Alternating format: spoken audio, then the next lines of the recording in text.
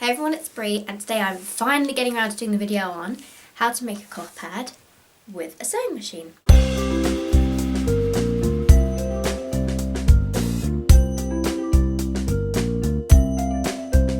Okay, so the first thing is I've got all my fabrics over here, but to begin with I'm going to show you how to make the template. So to do this, you're just going to need a piece of scrap A4 paper, have a pattern on it, and this will make a pad roughly 10 inches long, just to give you an idea. So I'm going to take my tape measure, and I'm going to measure down one side. If you have a ruler, that would be better than this. And okay, 10 inches, then I'm going to add an extra inch, so about 11 inches. And I'm not too fussed about this being accurate, so I'm just going to do it very roughly. That's about 11 inches. Okay, and then I'm just going to cut the top of that. Okay, so I've just cut off the end bit. So this is now 11 inches long. And all we're going to do is take this, fold it in half. Make sure it's pretty accurate, this bit is quite important. And then fold it in half again. So match the corners up. There you go. It doesn't matter very much if it's not completely joined up, but as long as it's as neat as possible. Okay, then what you want to have is you want to have this sealed side to your left, and the opening flap, but they're folded two sides at the bottom here. So like that, so it opens up like that. Okay, next take your pen or pencil and just draw the shape you're going to want. So I recommend you do a curved shape because that would be easier to sew. So I'm just going to go a little bit from the top here and just very kind of gently make a curved shape. You can always go back and correct it. Go sort of about there, and then I'm going to do a straight edge down like that. Well, kind of approximately a straight edge. Obviously it's slightly curved, but it's almost straight. Okay? So then, all I do, take my scissors and cut.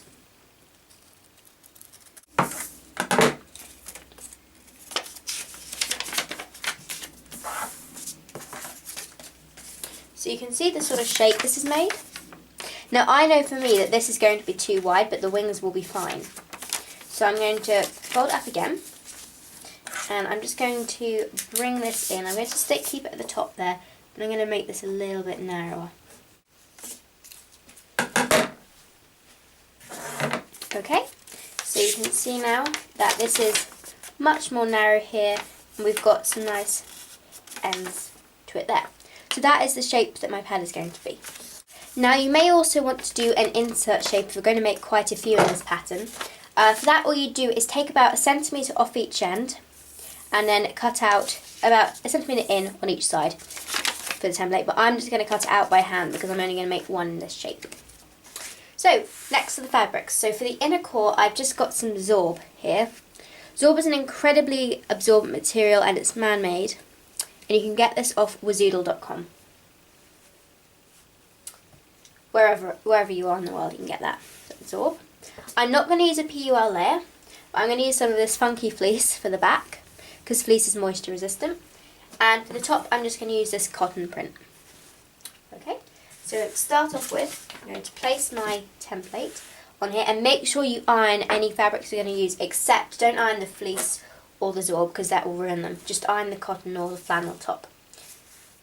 Top fabrics you can use are cotton, minky, although it's more difficult to sew. You can also use bamboo velour, you can also use flannel. Those are the ones I'd really recommend before you go into anything really complicated like minky or bamboo velour because they tend to stretch.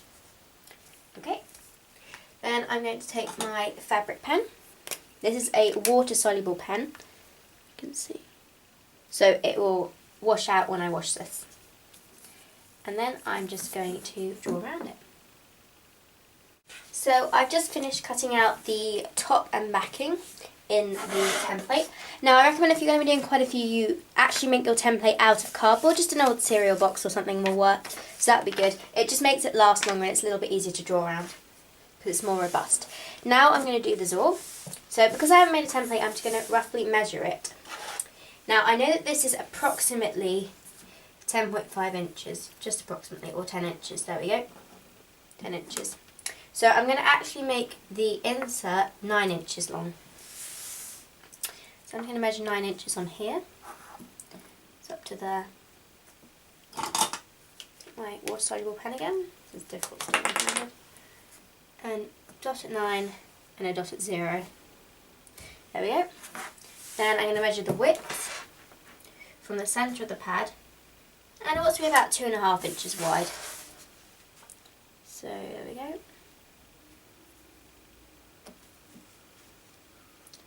And right down here.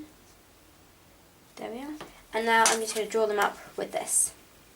There we go. Just going to fold this up and put this under my table. Now, because it's a rounded pad, I'm just going to round the edges off with a gentle curve. There we go. So I've just gently rounded the edges off on these. Now, 1 layer of Zorb is roughly a light to moderate flow. For me, it's definitely a moderate flow, and especially with fleece, which is moisture resistant, you shouldn't have any problems.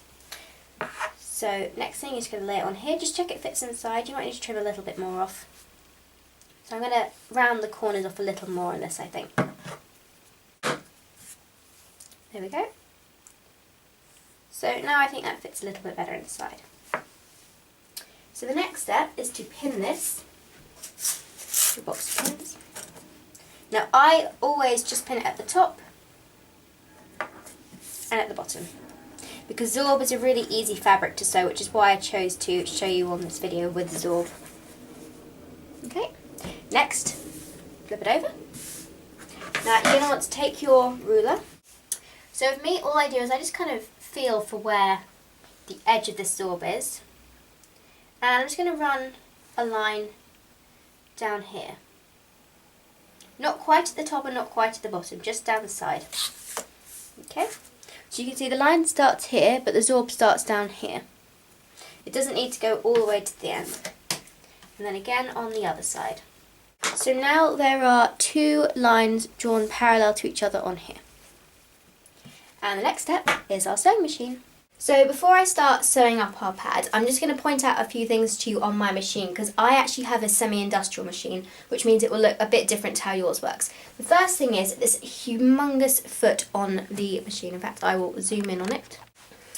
Okay, this huge foot, this is actually called a walking foot. Your machine will most likely not come with this if you're just using a simple Brother or a Janome machine. Any of those really basic domestic machines won't have a walking foot. This is a special foot fitted onto here, and it helps to pull the fabric through with difficult things like corners. Corners are quite difficult to do, so if you're a beginner, I actually recommend you round this off. But yeah, try and ignore this, because you won't have any of this back, but you'll just have this front bit here as the presser foot. The next thing you'll notice is down here, this is a long lead, and this is actually my presser foot lifter. I have a little tab at the back here which I can lift the foot of my machine up with, but I can also do it with my knee. So you will notice that this is lifting without me putting my hand behind here. It's because I'm using my knee to lift it up. This is a knee bar. Also back here you have a reverse stitch. I will show you how to use that when we're actually doing it. And I have a pair of scissors in here. This machine cuts the thread for me, so I won't actually be cutting it with scissors, so just note that. I will tell you when I'm doing special cool things with this, but other than that, all you have to do is make sure your machine is threaded like it tells you to do. So here we go. First thing first, I'm going to turn my machine on, and it gets a light on. Then I always go for the line on the right side first. This is just my preference, you can do it either way though. So I put this in here. Then I have a little button over to the side here, which I'm going to press, which is going to put the needle down for me. Okay, now this machine is quite loud, but all you want to do is do a straightforward stitch, no complicated thing, just a straight stitch all the way down the pad, like this.